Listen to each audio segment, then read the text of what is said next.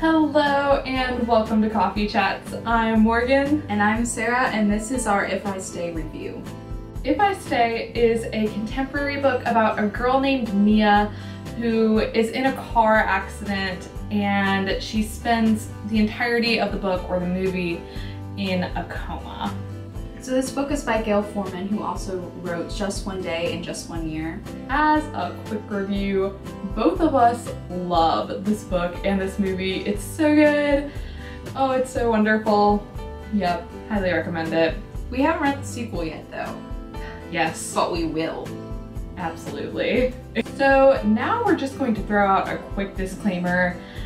This review will probably be pretty filled with spoilers, so you can just head out now if you haven't either read the book or watched the movie. We won't be offended. We're so glad you watched the first part, so goodbye. So one thing we really liked about this book was how realistic and relatable all the characters were. A lot of YA books, the characters are kind of melodramatic. Yes. And put in really weird situations that you can't relate to, but this book isn't like that. Mia, she's very down to earth and she's very passionate about the cello. And she always feels like she doesn't really fit in because she's always around people who are into like rock music and partying, and she's just not like that. Also, aside from Mia, the characters in this book were so wonderful and so relatable, which was what really got to me. Like, this story is so upsetting, but I loved the characters so much. Her grandfather, I adored him in the book, and in the movie when he gave a speech, it just broke my heart. And Teddy was amazing. I have little brothers, and at the point where he died, I did warn you that there would be spoilers in this, so don't hate me. When Teddy dies, oh my gosh, I cried so hard during the movie. I didn't really cry when reading the book, but just seeing it on screen was killer. And I love Kim so much too. Like, obviously I'm really close with my best friend, so like seeing their relationship, it was just heart-wrenching to like see what Kim was going through. So I think one of the interesting things that's brought up in the book is how well Kim handles Mia being in this position. She's really strong, even though it's her best friend who she really loves. Like, she is really like, she holds up well, and she's able to help Adam, who doesn't deal with it as well as she does. And I think at one point there's a quote that says like, Mia knew that Kim would be okay, but Adam wouldn't. And I just think that was a really interesting way to look at how people handle death differently. Yeah. Even though she didn't die, but they thought she was going to. And you see in the movie, like, Kim doesn't cry until the very end of the movie when it's just her and Mia. And I feel like that's so telling about her character, and I just adored that about her. So Adam, thoughts on Adam? In the book, he's kind of an idiot. Like, the scene where he goes and gets the other band to like distract the nurses. That was a weird scene. Like, my love for the book is vast and unyielding, but where did that scene come from? And then he wanted to like go get like nurse outfits, because if you put on a nurse outfit, they're totally not gonna realize what you're doing. Yeah, that's realistic. What? In the movie, it's a little bit better than that. They cut out the scene where they want to do like ridiculous things to break into Mia's room. But I have to say I had a little complaint with movie Adam 2. He has this scene where he like blows up at Mia because he thinks that she wants to leave him for Juilliard, and I realized that Mia is like the most cherished thing in Adam's life, and that's really touching, but I was really upset with him during that scene. He was so over the top and angry at her, and I can't imagine ever wanting to hold someone that you love that much back, and that's kind of what he was doing at that point, so I wasn't on board with that. I disagree a little bit. I think that in the movie they tried to flesh out Adam's character a little bit more than they did in the book. because he gets more of like a past and motivation for why he's doing what he's doing. So I kind of understand what they're going for, but I do agree it was a little bit over the top.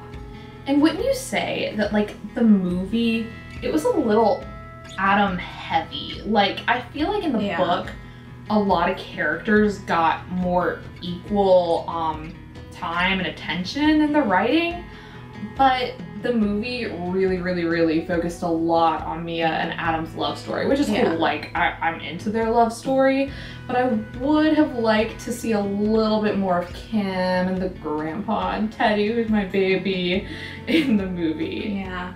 I mean, it makes sense because it was like a romantic movie and that was the draw, but you did get to miss out on like how Kim and Mia became friends. Yeah. And all the scenes where Teddy was really little and like some of those were really cute. So we like Adam, but we also like the other characters. Yeah.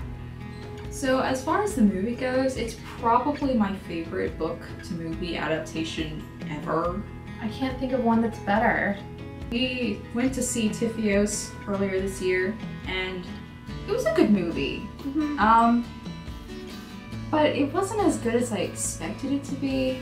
I think just because it was just like a shortened movie version of the book, and If I Stay really brought something extra to the screen. It really brought the story to life. Like I said, well, first of all, just a point of clarification, I really don't cry during movies. Like, I'm terrible for it. I didn't really even cry when we saw The Fault in Our Stars. But If I Stay made me cry so hard. Like, just starting when you find out that Teddy is dead, and like through the rest of the movie, I was crying. There was something about seeing it on the screen that just 100% brought me to tears. I also think one of the great things about the movie was you got to hear the music, and the music plays a huge role in the book. They're always talking about like her playing the cello and everyone else playing like rock music. It really brought something extra because you got to experience it along with them. Oh, and that scene where Adam puts the headphones on her head and she hears the music, that was so well done in the movie. Yeah. I really liked how they did that. And the actors. I bow down to every single one of the actors in that movie. They were so wonderful. Chloe Grace Moretz played an amazing Mia. I don't know who the guy who played Adam was. I don't think I've seen him in anything else, but he was great. He was a good singer too. Yeah, he was awesome. I think he did all his own singing. Like, yeah. I don't know for sure, but I would guess. Kim was great, and her parents were amazing. They were so lovable, and Teddy is just so precious. Oh. I also really liked the way her parents were portrayed in both the book and the movie, because in a lot of YA movies, parents like aren't there, or if they are there, they kind of honestly hinder the plot normally. Yeah. They don't add anything to it, but I think her parents were really interesting characters, and she had a really interesting relationship with them. So to wrap it all up, we love the book and the movie so much. In a lot of cases with us, we're always going to love the book more. That was definitely the case for The Fault in Our Stars. But here, I think that the love was equal. They both brought something different and beautiful. And no, the book was slightly better, but just slightly. I don't know. I call it equal. I loved it. I loved it so much. It's a big deal for a movie to make me cry, basically. If any movie can do that, like, whew, what a surprise. So anyway, we highly recommend both. Read the book before you see the movie. Just that life rule. Yeah. Rule. Yep. But do both. Buy the book, read the book, go see the movie. Super amazing. I think we'll probably buy the DVD when it comes out. I love it that much. Thank you guys so much for watching Coffee Chats. We will have some links down there where you can find us other places on the internet if you so desire. And we hope we'll see you guys soon. Bye!